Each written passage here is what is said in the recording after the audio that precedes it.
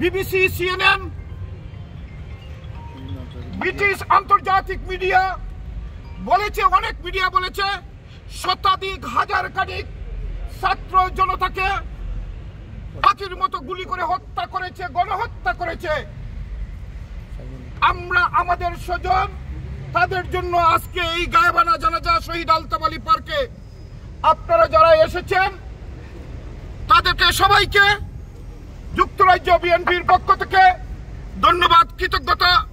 আল্লাহ রাব্বুল আলামিনের কাছে আমরা আজকে জানাজার পরে দোয়া করব, আল্লাহ রাব্বুল আলামিন যারা শহীদ হয়েছেন যারা তাদেরকে আল্লাহ রাব্বুল আলামিন জান্নাতুল ফেরদৌস দান করবেন ইনশাআল্লাহ।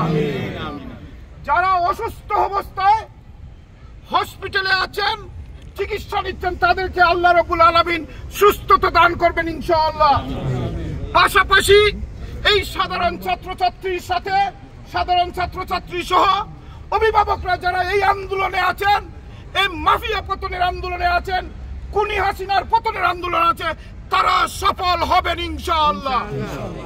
যুক্তরাজ্য বিএনপির সভাপতি সাহেব ইতিমধ্যে বলেছেন এই গায়েবানা জানাজা শুধু যুক্তরাজ্যে প্রবাসী বাংলাদেশি শহীদ আলতাফ আলী পার্কে যে জানাজা হচ্ছে, এটা ইংল্যান্ডের বিভিন্ন জায়গায়, স্কটল্যান্ড থেকে কার্ডিফ, ম্যানচেস্টার থেকে লিডস, সব জায়গায় এই গায়েবানার জানাজা হবে ইনশাআল্লাহ। পাশাপাশি এই গায়েবানার জানাজার এখান সহ বাংলাদেশের বাইরে প্রত্যেকটি দেশে এই জানাজা